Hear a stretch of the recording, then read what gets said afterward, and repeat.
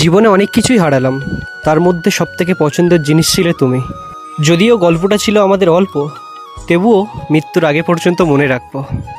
তুমি ছিলে আমার জীবনে সবথেকে পছন্দের মানুষ, সবথেকে দামি মানুষ। তোমার হাসি, তোমার কথা, তোমার সাথে কাটানো প্রতিটা মুহূর্ত সব যেন কেমন অচেনা অচেনা হয়ে গেল।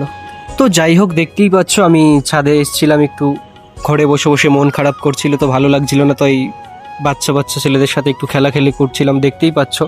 তো আমি ওকে জিজ্ঞাসা করছিলাম, তোর নাম কি, তুই কী করিস, তোর বাড়ি কোথায়।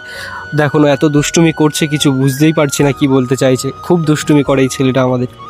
তো তারপর আমি আর একটা বোনকে বললাম যে দেখ, আমার একটু ভিডিও বানানোর ইচ্ছা হচ্ছে, তো একটু ভিডিও করবো, তো তো ফোনটা ধরে দে। তো ও ফোনটা ধরে দিচ্ছিল, তো দেখতেই পাচ্ছ আমি এখানে বসে বসে ভিডিও বানানোর জন্য ট্রাই করছিলাম।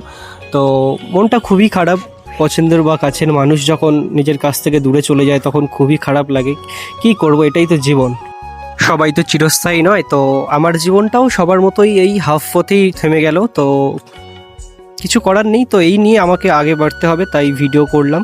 দেখতেই পাচ্ছ আমি দোকানে গেছিলাম, দোকান থেকে একটু আমার শখের একটু জিনিস নিয়ে আসতে গেছিলাম, তো ওখান থেকে ঘরে চলে এলাম। তো ঘরে চলে এসেও মন ভালো লাগছিল না, কিন্তু কী করব, হাসি খুশি থাকার চেষ্টা করছিলাম।